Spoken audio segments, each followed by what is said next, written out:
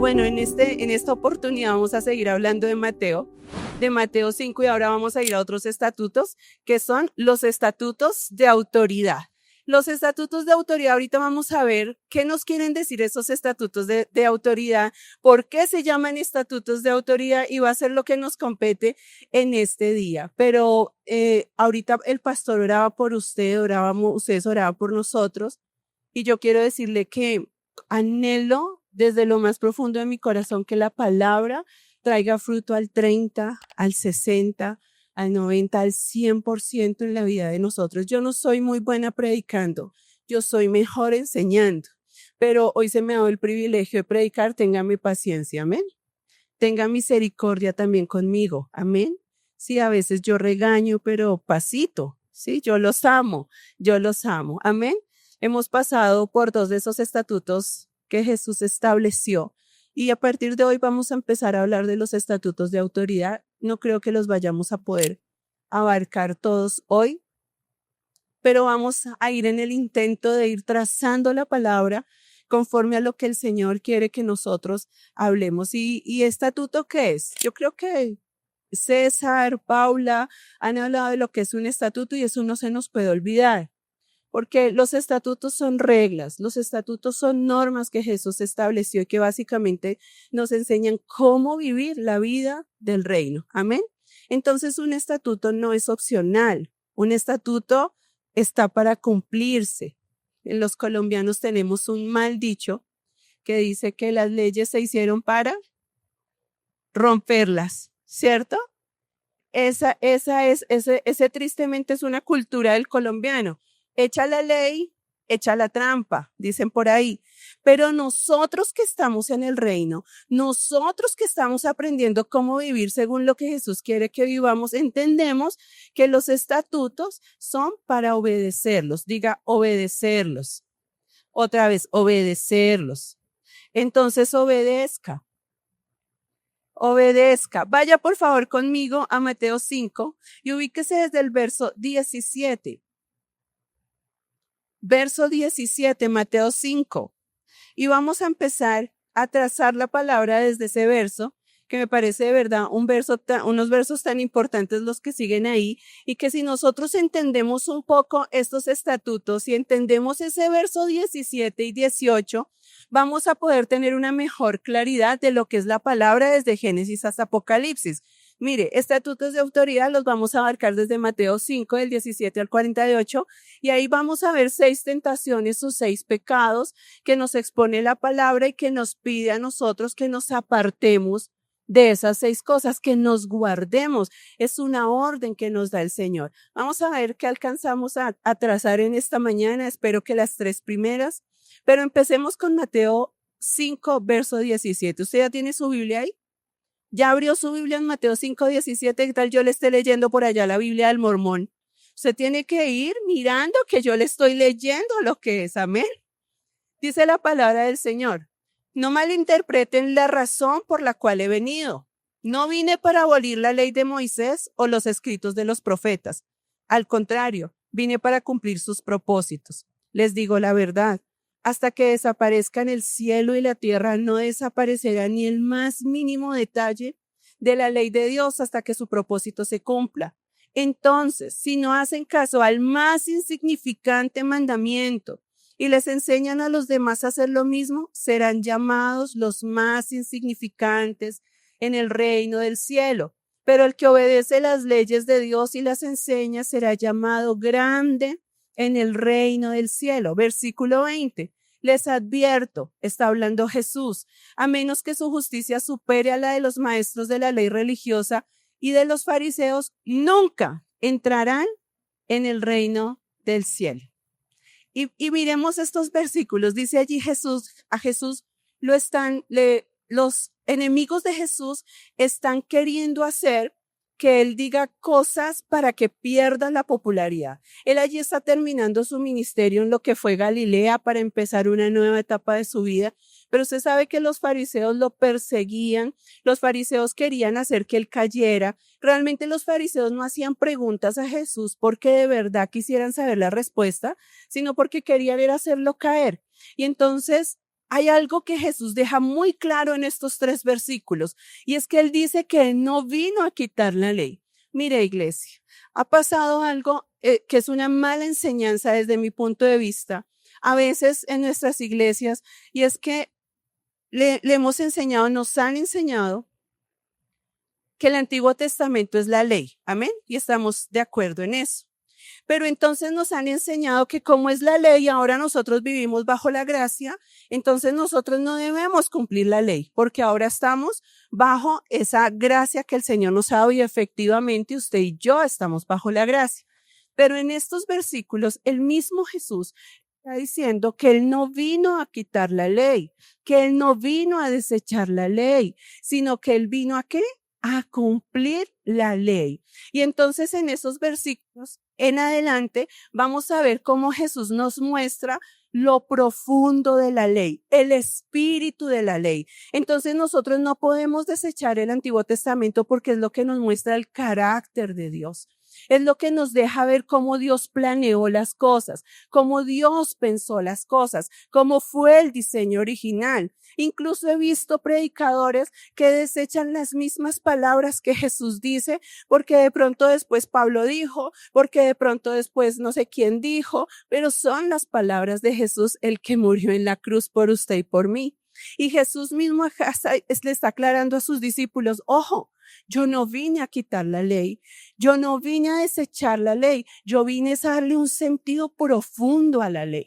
Entonces tú necesitas también leer el Antiguo Testamento, tú necesitas también meterte en el Antiguo Testamento porque la Biblia es una sola desde Génesis hasta Apocalipsis. Y cuando tú empiezas a leer la palabra en un todo, tú puedes darte cuenta que desde el versículo 1 de Génesis 1 nos están hablando del plan redentor de Cristo. Entonces tú no puedes solamente decir, es que el diezmo es de la ley, es que los tatuajes es de la ley, no, hermano, ¿qué será lo que viene debajo profundo? ¿Qué será lo que hay allí que Jesús nos quiere enseñar? ¿Qué será lo que la gracia ahora, cómo la gracia ahora me permite ver eso que se estableció en el Antiguo Testamento? Cuando tú entiendes que Jesús nunca vino a quitar la ley, sino a dejarnos claro el espíritu de la ley, incluso tu vida entra en más libertad, porque tú puedes entender con más claridad lo que Jesús nos está queriendo decir. Hasta ese momento, Jesús sigue sentando bases de sus enseñanzas a los discípulos, pero no solo a los 12, sino a todos los discípulos que en ese tiempo le seguían. Eran muchos los que seguían a Jesús, claro, eran 12 más visibles, pero habían muchos más y él quiere establecer la base de su enseñanza y él quiere decirles a sus discípulos lo que Moisés dijo es absolutamente válido. Ahora vamos a entender el por qué.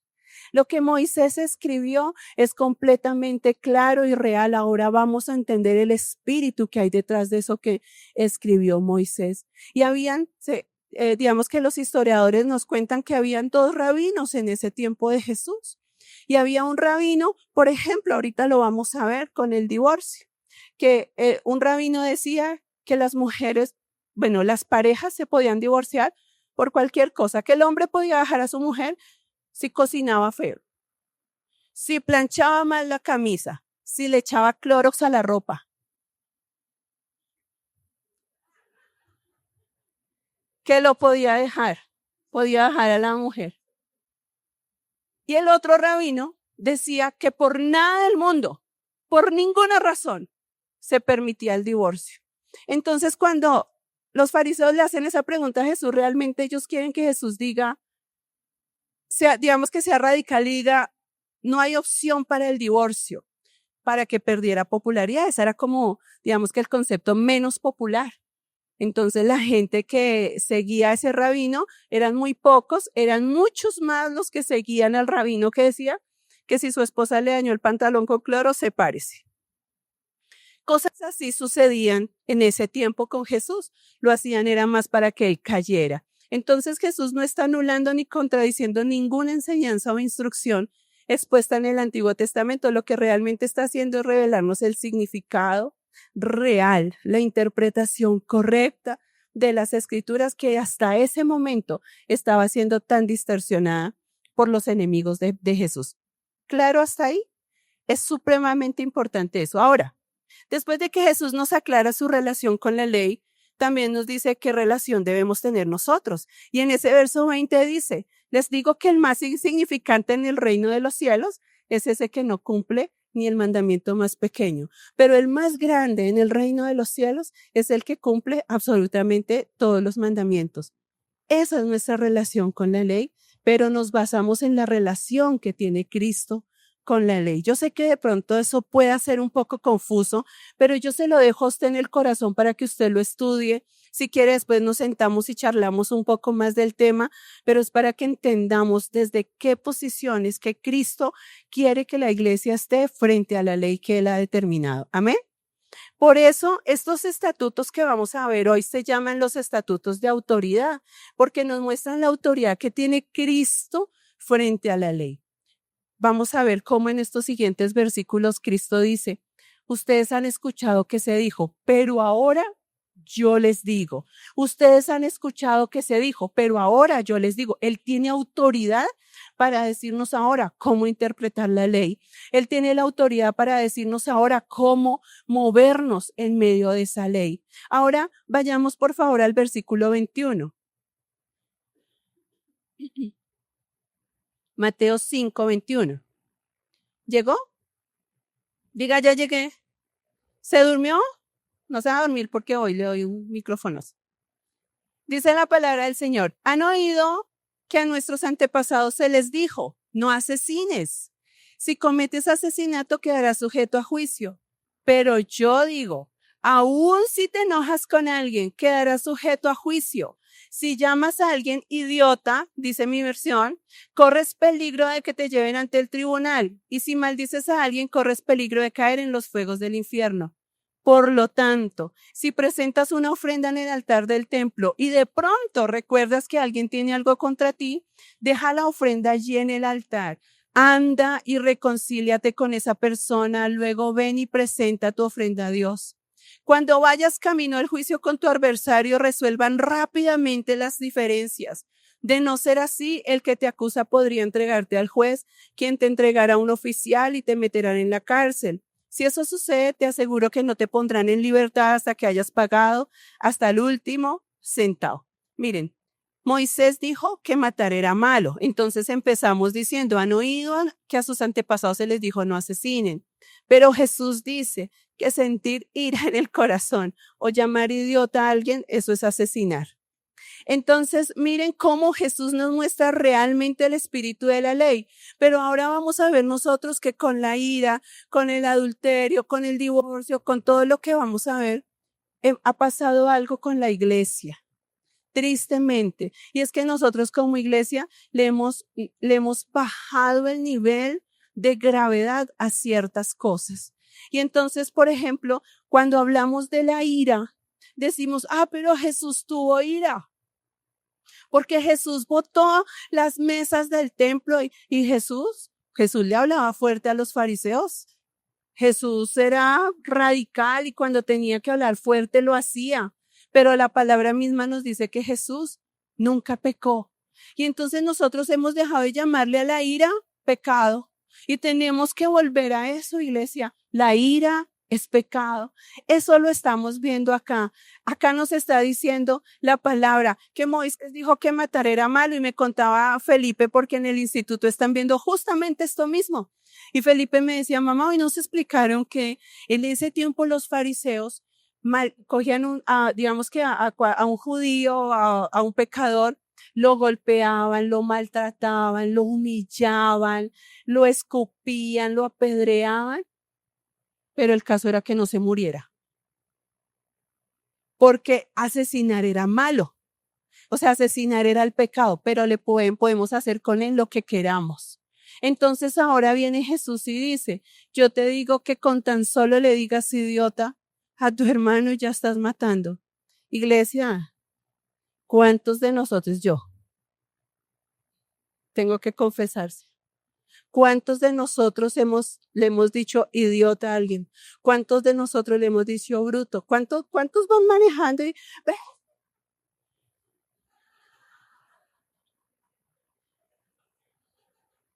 ¿Saben qué pasa? Que nosotros pasamos muy por encima la palabra. Nosotros pasamos como que, o sea, lo que nos conviene, ahí sí. Sí, en eso sí profundizamos y en eso sí miramos, pero cosas como estas que son la enseñanza básica, los fundamentos básicos lo pasamos por encima. Y entonces, ¿cuántos de ustedes, papás, se han airado y han golpeado a sus hijos con ira?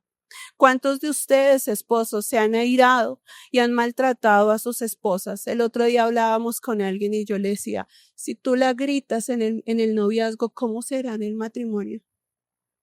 No, es que nosotros nos hablamos así. Ojo, peor todavía. ¿Cómo que se hablan así? En una casa la palabra dice que no haya gritería. Eso dice la palabra, que no haya gritería. Y entonces nosotros decimos, la ira. Sí, eso ya lo sabemos. Hermano, ¿en serio? Necesitamos venir y pedirle perdón al Señor, decirle al Señor que nos perdone por los momentos en que llenos de ira hemos maltratado a alguien, en que llenos de ira hemos herido a alguien, en que llenos de ira hemos insultado a alguien. Esas emociones.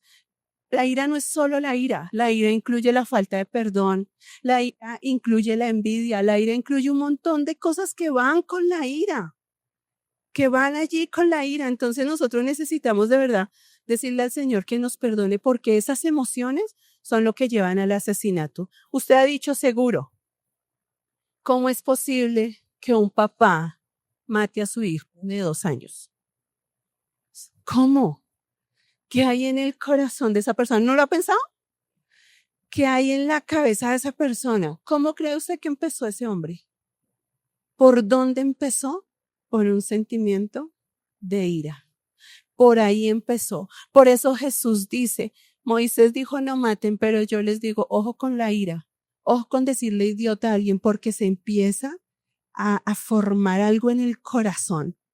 Y yo quisiera decir que eso solo pasa afuera, en el inconverso, pero nosotros vemos cómo dentro de las iglesias se ha filtrado incluso entre hermanos, incluso en las familias.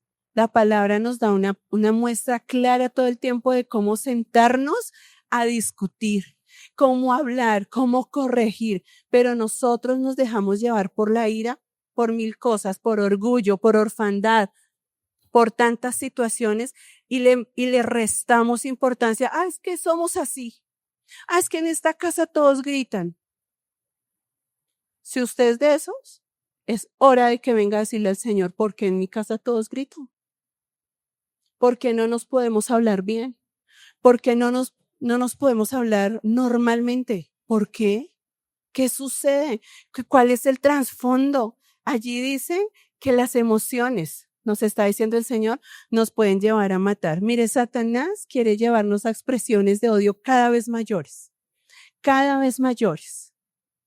Pero la palabra nos quiere llevar a tener vida. Cuando tú te dejas llevar por el rencor, por el odio, por la ira, entonces tú estás cada vez teniendo emociones más intensas y eso te lleva a tener frialdad espiritual y eso te lleva a muerte espiritual porque la paga del pecado, dice la palabra, es muerte. Dígale al de al lado, la ira es pecado.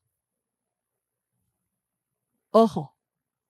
No le restes importancia. Dígale al marido, aproveche. Si usted no aprovecha, va a decir, César, cuando te daño la ropa, pilas que eso es pecado. Pilas que eso es pecado. Es chistoso, pero es muy, muy triste. Primera de Juan 3:15 dice, escuchen lo que dice David. Todo el que odia a un hermano, en el fondo de su corazón, es un asesino. Y ustedes saben que ningún asesino tiene la vida eterna en él. Todo el que odia a un hermano, en el fondo de su corazón, es un asesino. Y no hay vida eterna en él. Porque la palabra dice que los asesinos no heredarán el reino de los cielos. ¿Cómo son tus conversaciones? ¿Cómo es tu comunicación con tus hijos? ¿Cómo es tu comunicación con tus hermanos, con tus papás, papitos? ¿Cómo es su comunicación con sus hijos a los gritos, a los golpes? ¿Cómo? ¿Cómo está funcionando eso allí? Por favor, téngalo muy presente. Yo sé que estas predicaciones no son de esas como Oscar de Asp, que todos salimos pues con el hijo pródigo, ¿se acuerdan? ¿Sí? Que todos dimos, uy, no, todos salían y decían, no, yo soy el hermano mayor, no, yo soy el menor, no son de esas que te emocionan mucho, pero que yo espero que traigan fruto.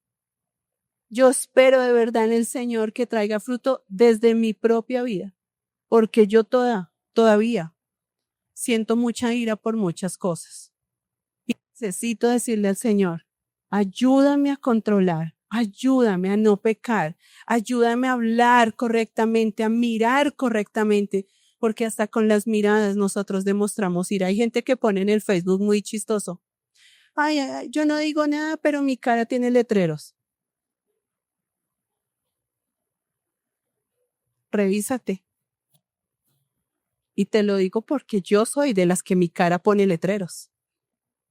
Y necesitamos revisarlos. Necesitamos revisarlos. Amén. ¿Qué necesitas para superar la ira? ¿Alguien le gustaría saber? ¿Qué necesita? Ahí están esos versículos. No hay que ser tan espiritual ni tan docto para entenderlo. Primero, verso 24. ¿Qué dice el verso 24? Deja la ofrenda allí en el altar, anda y reconcíliate con esa persona. Luego ven y presenta ofrenda a Dios. Niños, hay que priorizar la reconciliación. Hay que priorizar la reconciliación. Hay que darle prioridad. ¿Tú estás más mal con alguien hoy? Dale prioridad a arreglarte con esa persona. Dale prioridad a que todo esté bien con tus relaciones cercanas. Dale prioridad. Prioriza. La naturaleza de la ira busca crecer dentro de nosotros. La naturaleza de la ira no se va yendo con los días. En estos días hablamos con alguien que nos decía, es que desde hace 4 años tengo algo contra ti. 4 años. Y yo decía, no es posible, no podemos seguir así, iglesia. No, necesitamos priorizar, necesitamos quitar todo lo que nos bloquee la comunión con el Espíritu Santo. Y cuando nosotros tenemos algo contra alguien, eso bloquea lo que el Espíritu Santo quiere darnos. Pero segundo, verso 25, ¿qué dice el verso 25? Dice, cuando vayas camino al juicio con tu adversario, resuelvan rápidamente las diferencias. Rapidez en la reconciliación, número 1. Priorizar la reconciliación, número 2, rapidez en la reconciliación. Jesús hizo hincapié en que la única manera de alcanzar libertad es atacando esa emoción rápidamente.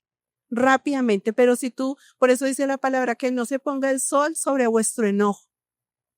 Vaya rápido, vaya busque a la persona, vaya hable con ella, así usted tenga razón o no tenga razón, vaya y búsquela. Ahí no dice la palabra que si alguien tiene algo contra usted, espere a que esa persona venga.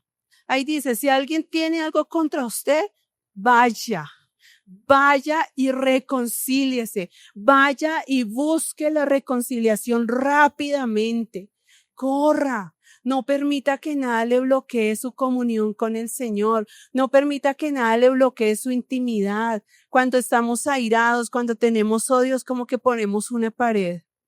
Y nuestro corazón se llena. El odio viene cargado de tantas cosas, iglesia. De tantas cosas. Amén. ¿Está listo para ir rápidamente?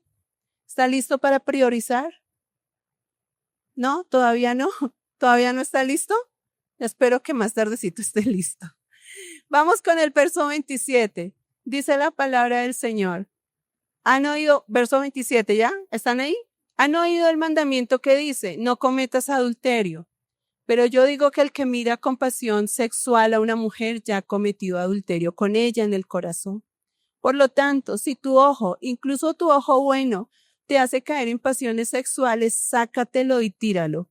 Es preferible que pierdas una parte de tu cuerpo y no que todo tu cuerpo sea arrojado al infierno. Y si tu mano, incluso tu mano más fuerte, te hace pecar, córtala y tírala. Es preferible que pierdas una parte del cuerpo y no que todo tu cuerpo sea arrojado al infierno. Mira que cuando hablan del ojo bueno o la mano buena, se están refiriendo a la mano derecha. Por alguna extraña razón, en los tiempos de Jesús y desde el Génesis por allá, no estaba bien visto ser zurdo. Yo soy zurda. Y entonces yo hubiera sido por allá de eunuca o no sé qué cosa, pero no estaba bien visto. Y entonces aquí nos dice que si el ojo bueno, o sea, el ojo derecho, O si la mano buena, la mano derecha, que se la corte, mejor que se la corte. Y entonces Moisés dijo, no cometas adulterio, pero ahora Jesús dice, cualquiera que mire con deseo sexual a una mujer, ya cometió adulterio en su corazón. La palabra adulterio está relacionada con agregar algo a una sustancia que le quita su, digamos, su diseño original.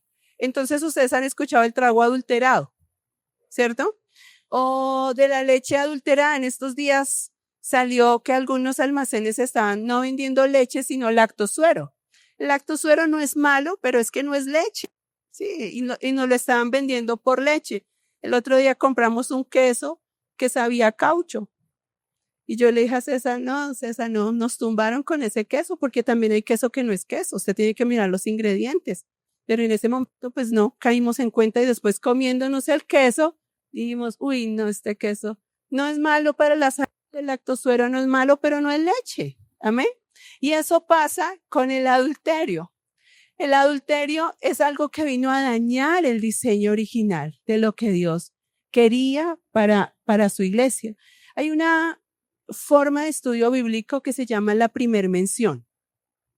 Entonces, cuando usted va a estudiar un tema específico, para los que les gusta estudiar la palabra, cuando usted va a estudiar un tema en específico, no sé, supongamos las costumbres bíblicas, usted va y busca la primera vez que se habló de las costumbres bíblicas en la palabra. Esa es digamos que la forma de la primer mención. Y cuando nosotros vemos la primer mención del matrimonio, está justamente en Génesis 1, que Dios dice que creó al hombre y a la mujer para estar juntos. Entonces, cuando alguno de los dos, hombre o mujer, se va detrás de otra persona, estando digamos que en su pacto matrimonial, está alterando lo que quiso Dios en el diseño original para su matrimonio. Entonces, aclaremos, adulterio es cualquier actividad sexual voluntaria entre una persona casada y alguien que no es su cónyuge. Entonces usted está casado con alguien y usted resulta que tiene 2 mujeres y un camino. Está en adulterio. Sí, está ahí en adulterio. Incluir a una tercera persona en su matrimonio es adulterio. Ahora piense un momento. Yo sé que aquí hay jóvenes, pero los jóvenes ahora saben más que nosotros. Ahora piense un momento. ¿Cuántas modas sexuales existen hoy en día? De 2, 3, 4, 5 personas. En eso estamos hoy día.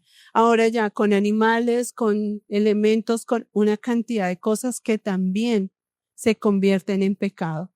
En la Biblia, el adulterio es un pecado grave, iglesia.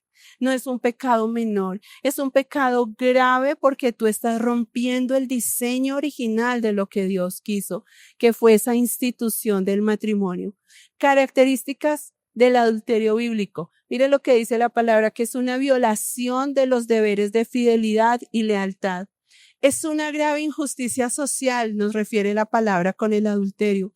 Porque yo tengo que decirles, mujeres, cuando ustedes se meten con un hombre casado, es la peor decisión que ustedes pueden estar teniendo en la vida. Ustedes están yendo en contra del diseño de Dios. Ustedes están haciendo que su vida sea desastrosa. He visto casos muy cercanos de mujeres toda la vida esperando que él deje a la mujer para irse con ella y jamás eso sucede. Entonces, esto daña lo que el Señor quiere, pero no solamente una persona es adulterio, también los pensamientos, la tecnología, iglesia. La tecnología, cuando tú permites que entren cosas, miren que ahora pasa algo con Instagram. ¿Quiénes tienen Instagram? Tenga cuidado con lo que ve en Instagram y tenga cuidado con lo que le da me gusta en Instagram, porque ahora una actualización de Instagram es que a usted le salen los videos que la otra gente, que sus amigos en Instagram están viendo. Y a mí me da curiosidad de saber qué está viendo la gente. Y me he pegado unas estrellas que yo digo, Santo Señor, ¿este qué está viendo? Santo Señor, ¿está qué está viendo? Ahora todos podemos ver lo que usted ve en Instagram. Y es vergonzoso, como dice Apocalipsis. Se descubre la desnudez del corazón con un Instagram. Pero volvamos. Solo tenga cuidado con su Instagram. Instagram. Una red social, la tecnología que estás viendo allí, Ahorita todos llegan a quitar Instagram. A desinstalar, borrar el historial. El diseño original de Dios es que solamente ellos dos tengan contentamiento en su matrimonio. Abracen, hermano. En su matrimonio. Solo ellos dos. Sin tecnología que atrofie esta relación. Sin ojos mirones que atrofie esta relación. Sí, amén. Digan amén. Señor, más de ti. Sin nada que atrofie. Es una injusticia social. ¿Por qué? Porque aquí hay un matrimonio y cuando hay adulterio hay un rompimiento. Y ese rompimiento hay gente que dice, pastor, ayúdeme a pasar mi divorcio lo más fácil posible, hermano, eso es imposible. Es que un divorcio, un adulterio rompe, quiebra, porque la palabra dice que ahora ellos dos son uno. Y entonces cuando usted mete un tercero, usted mete su computador en esta relación, hay un daño también social. También hay un daño allí que se está estableciendo y que a veces nosotros lo pasamos por alto. Por eso jóvenes que están acá, piénsenlo bien antes de ir. Porque el matrimonio es una decisión muy importante. Miren que la palabra dice que el adulterio se castiga con la muerte. Y en el Antiguo Testamento, cuando se encontraba alguien en adulterio, se mataba a pedradas. Lo cogían a pedradas y lo mataban. Pero también Jesús le dice a sus discípulos, no hagan eso. Jesús quiere ir más allá. Él no solamente, como les decía, está hablando de un acto sexual físico, sino empieza desde lo visual, desde lo verbal. Jesús establece que toda expresión sexual debe ser dentro matrimonio. Amén. Entonces, niña o niño y papitos que están acá, ustedes que permiten que su hijo se quede en la casa de la novia. Ustedes jóvenes que permiten toques, ¿cómo lo digo? Incorrectos, indebidos, pecaminosos. Miren que la palabra dice, más le vale al hombre. Mejor sería para el hombre no tocar a la mujer. Si no está dentro del vínculo sagrado y perfecto del matrimonio. Cuando Jesús dice a cualquiera que mire con ojos diferentes a una mujer ya cometió adulterio en su corazón. Y nos habla de los sentidos, no solo de los ojos, sino también del tacto. ¿Cómo tocas tú a tus amigas? ¿Cómo tocas, Mateito, a tu novia? ¿Cómo son tus abrazos? ¿Cómo son tus caricias? ¿Hasta dónde están llegando tus caricias? Y mujer que estás acá y que eres soltera, ¿qué estás permitiendo en tu cuerpo? Es que, perdónenme, yo no sé si esto va a salir en el video, es que como no hay penetración, entonces no hay pecado. Tengo que decirte que hay caricias que sí son pecado y que el Señor está allí mirando y diciéndote, eso es incorrecto, yo quiero santidad. Yo quiero santidad. Solamente bajo el vínculo del matrimonio es que la palabra nos permite cosas físicas sexuales, nada más. Por eso, solteros que están acá, no se queden solos con sus novios en la casa. No sé, a mí hace años me senté a hablar con una chica y le digo, bueno, ¿y tú qué? No, pastora, nosotros dormimos juntos todos los días, pero no hacemos nada. Así le dije yo, mija. ¿Y usted cree que yo nací ayer? Le dije. ¿Usted cree que dormir con el novio eso vendría siendo pecado si no hagan nada? Sí, porque ese no es tu lugar. Tu lugar está en tu casa. Y tristemente tenemos una generación de padres que el hijo llega a las 3 de la mañana, no llega. Y nunca le dice, oiga, ¿usted dónde está? Es que ya tiene 30 años, no me importa. No me importa. Mi hijo tiene 20 años y todavía no le permito tener un televisor en su cuarto. Dígame troglodita, dígame lo que quiera. Un día me dijo, y si trabajo y me compro mi televisor, cómprese también su apartamento. Porque mientras viva en esta casa, mi amor, no hay televisor en el cuarto. No hay. ¿Por qué? Porque sí. Porque yo soy como mamá y César como papá, los que vamos a tener que darle cuentas a Dios de lo que hacen nuestros hijos. Y entonces, papitos, ¿qué están permitiendo en casa? La visita es en la sala, la visita no es en el cuarto. Miren, no solamente esta palabra habla de adulterio, sino habla de inmoralidad sexual, cualquiera que sea ella, cualquier nombre que usted le ponga a la inmoralidad sexual.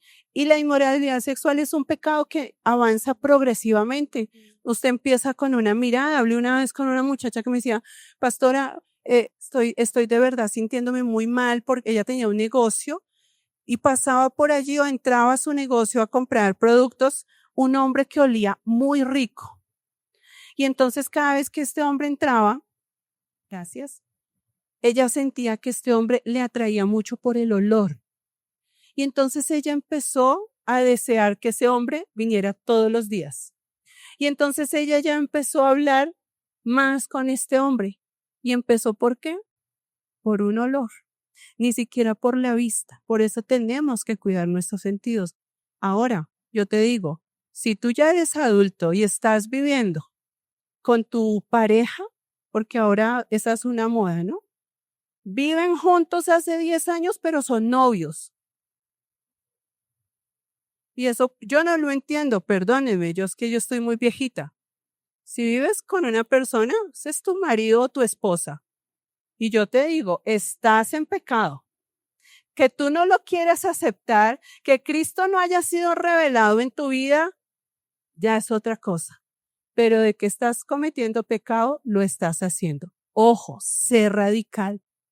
Cuida tus ojos, cuida tus manos, cuida tus palabras, cuida tu Instagram.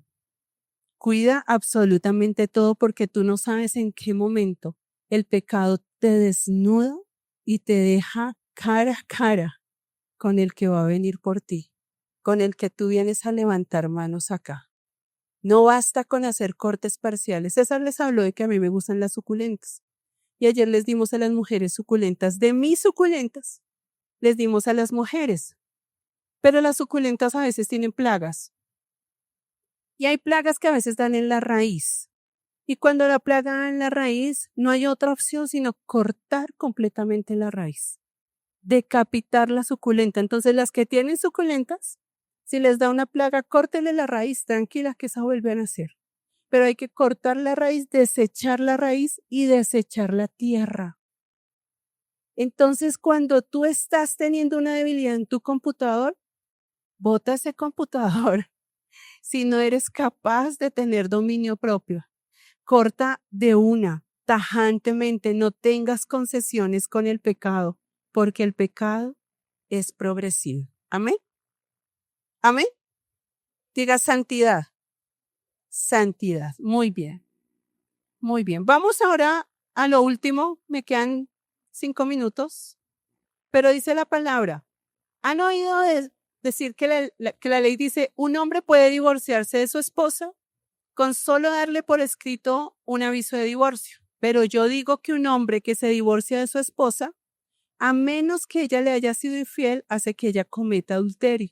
Y el que se casa con una mujer divorciada también comete adulterio. Iglesia, estamos en una epidemia de divorcios. Imagínense que miren las estadísticas y dice que actualmente por cada 3 matrimonios, 1 se divorcia. Eso es demasiado. Los divorcios aumentaron en un 43% en la última década. Eso es una cifra alarmante. Y aproximadamente el tiempo promedio que un matrimonio dura en Colombia es de 1 año y medio. Hay un escenario muy triste. ¿Saben también por qué? Porque le hemos dado tan poca importancia al matrimonio y tanta relevancia al divorcio. Y cuando nosotros venimos a leer la palabra, miren, este tema del divorcio me ha quitado el sueño estos días, literal. Y los que me conocen saben que yo duermo como Joel 2:28, que los ancianos soñarán sueños. Pero le he dicho a César, no sé ni siquiera cómo pararme allá a predicar del divorcio, porque es que yo conozco mi iglesia. Y yo sé que hay personas acá que están atravesando por divorcios. Y de verdad que esta parte de la palabra no es para que nadie se sienta culpable o sienta juicio, sino es para que nosotros podamos entender lo que la palabra dice y podamos bajo su gracia pedirle al Señor que nos ayude y tengamos una postura y tengamos necesidad de venir en arrepentimiento, pero sobre todo animar a los matrimonios a que se mantengan firmes en lo que el Señor quiere. Les conté de la postura de los rabinos, de que se podían divorciar por cualquier cosa y otro que no se podía divorciar por nada. Y entonces le preguntan a Jesús, bueno, ¿usted qué piensa del divorcio? Y entonces, aunque en Mateo 5 Jesús, digamos que se sale un poquito por la tangente y dice, ustedes escucharon decir, pero ahora yo les digo. Cuando nosotros vamos a mirar en la Biblia, tengo que decirles que la palabra por ninguna razón acepta el divorcio. No hay una sola razón. Cuando nosotros miramos el diseño original, no hay una sola razón por la que el divorcio esté aprobado por Dios. Solamente que Dios vio que el corazón del hombre era tan duro que permitió, escuche, permitió, nunca aprobó el divorcio. Para él el diseño original es que una persona se una a su mujer y sean una sola carne. Entonces, cuando se divorcian, queda mitad para un lado y mitad para el otro. Empiezan ahora, un sábado usted con su hija, el otro sábado yo. Hay una destrucción y una descomposición social tan tremenda porque nosotros no nos damos ni siquiera la tarea de decirle, Señor, ¿tú qué quieres para mi matrimonio?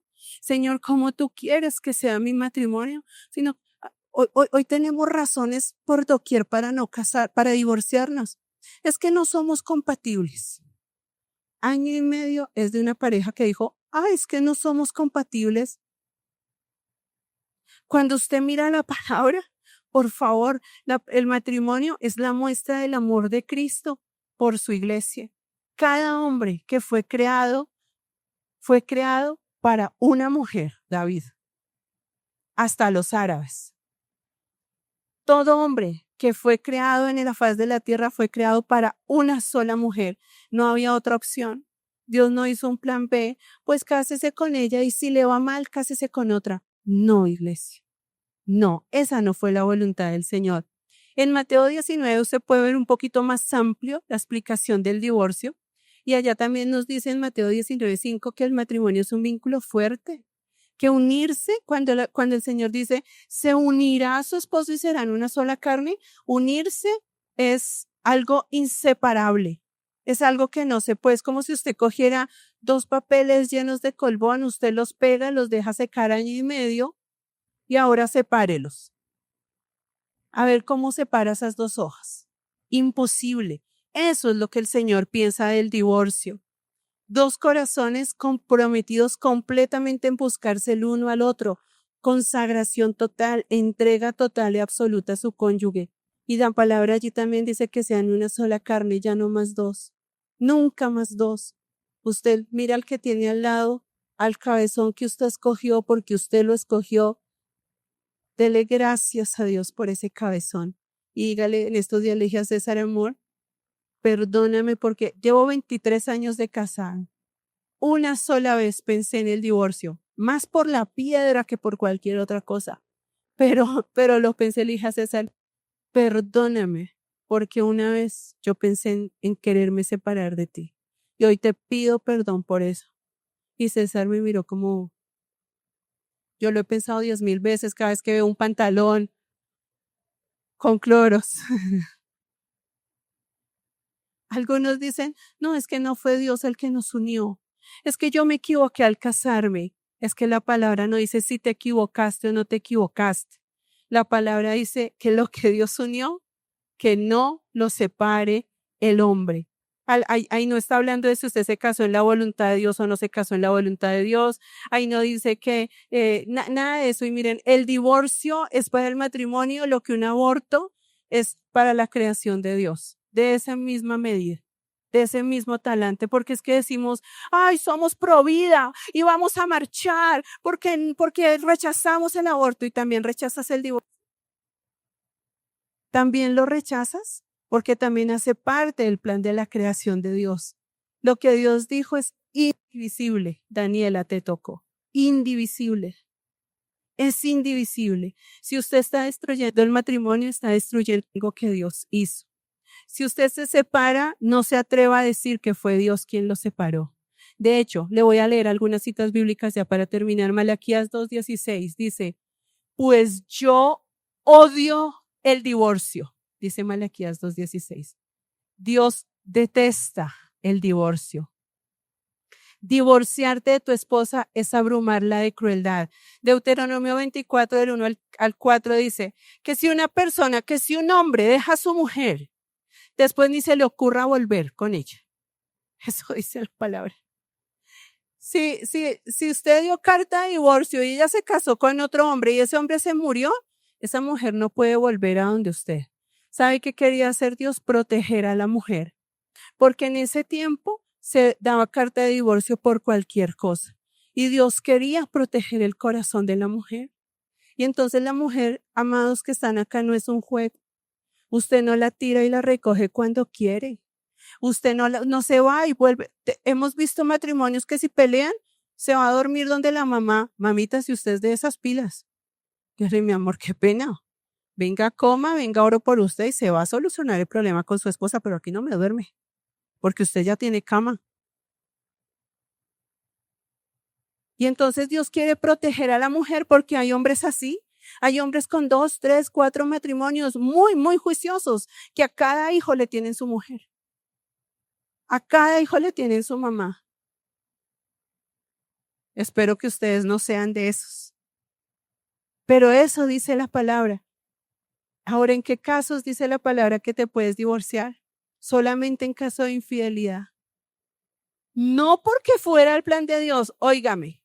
No porque Dios quiera que usted se divorcie, no, sino porque Dios dijo el corazón del hombre es tan duro, tan perverso, que por lo menos pues si hay infidelidad que se separe. La única forma. Es que no me hace, es que me daña la ropa. Lola, se la aguanta. Páguele a alguien que lave la ropa o no compre cloros. No le dé plata para cloros. Se la aguanta. Solamente por infidelidad. Muchas veces hay mujeres que le permiten infidelidades a los esposos porque tienen tanto apego, porque tienen tanta dependencia y Dios quiere que tú dependas solamente de Él y de nadie más, de nadie más. Y tú no tienes por qué aguantar infidelidades, tampoco maltratos, tampoco, bueno, digamos que a veces el hombre lleva tanta indignidad a la mujer, pero se les olvida que a la mujer Dios le dio dignidad de hija de Dios y que tienen que amarla y respetarla. Y hay otra razón que dice en Mateo 19, y es que, esa está en 1 Corintios 7, es que si hay una persona incrédula que se casa con que están casados y alguien se vuelve creyente y el otro no, si el incrédulo quiere, puede dejar a la persona. Ojo, no porque sea la voluntad de Dios, sino ahí en ese versículo de 1 Corintios 17:10 dice, porque Dios nos llamó a vivir en paz. Póngase sobre sus pies un momento, por favor. Ahora usted me dirá, pastora, ¿y si me coge a golpes? ¿Tengo que seguir ahí? No tienes que seguir ahí, sepárate. Vete, pero no te divorcies. Pídele dirección al Señor. Espérate. Ahora no vengas ahí, pastora, entonces ¿yo qué hago? Porque la palabra dice que si tú te casas con alguien que se divorció, tú estás cometiendo adulterio. La razón del divorcio tiene que ser una razón real, una razón, digamos que bajo lo que dice la palabra. Ahora no me vengas a preguntar, pastora, entonces ¿yo qué hago? Yo ya le dije la palabra, que Dios lo bendiga, porque la decisión es suya. Ahora recuerde lo que le dije, no quiero que venga culpa, no quiero que venga algo diferente a lo que el Señor quiere, pero sí que le demos el valor al matrimonio. Pastora, es que yo me casé por allá hace 30 años, nos pasó una vez. Pastora, hace 30 años yo me separé de mi esposa y ahora tengo una nueva esposa y tenemos 3 hijos. O sea, ¿me tengo que separar? Por supuesto que no. Por supuesto que no. Ahora tu hogar es esa mujer y Dios no quiere dejar esos 3 niños pues sin papás, por favor. Pero cuando tú estás antes de esos momentos, evita esas situaciones. Evita tener que decirle al Señor, ¿qué hago, Señor? Evita tener que pararte frente a una situación de divorcio solamente por la dureza del corazón. Solamente por la dureza del corazón. Entonces, cuando nosotros vemos y concluimos con la ira, con el divorcio, con el adulterio, nosotros podemos ver que la familia es el plan de Dios y que nosotros debemos entender y honrar el pacto matrimonial, siendo leales, siendo fieles sin importar la circunstancia. Y si tú eres de los que ha dejado a su esposa o su esposo, pídele perdón al Señor. Dios es un Dios que perdona y pídele dirección. Pero si le vas a poner a pedir dirección, obedécele, obedécele. Nunca ha estado en el plan de Dios el divorcio, nunca, pero el corazón del hombre, también a veces nosotras y ustedes también, a veces tomamos unas decisiones, vemos un hombre que se ha casado 3, 4 veces, pero estamos enamorados de él. Allá, como borreguitas, porque es que él nos miró y nos dijo lindas y entonces allá detrás, amadas, dignidad como hijas de Dios, dignidad antes de meterte bajo un vínculo del matrimonio. Pero también ten en cuenta que el Señor te devuelve la dignidad como mujer, que el Señor te ama, que el Señor te levanta, te respeta y el Señor no quiere. De hecho, ahí en 1 Corintios, procurando que todos vivan en paz, porque también sé que hay hogares que necesitan realmente separarse, que necesitan realmente tener tiempos, que necesitan también pedirle dirección al Señor. Este es un tema, yo le dije a César, ¿por qué a mí? Porque no es fácil, porque hay tantos casos, que hay tantas situaciones, pero la palabra es una y yo no la puedo tapar, yo no la puedo ocultar y yo tengo que decirte lo que dice la palabra. Cierra tus ojos y habla con Dios ahí.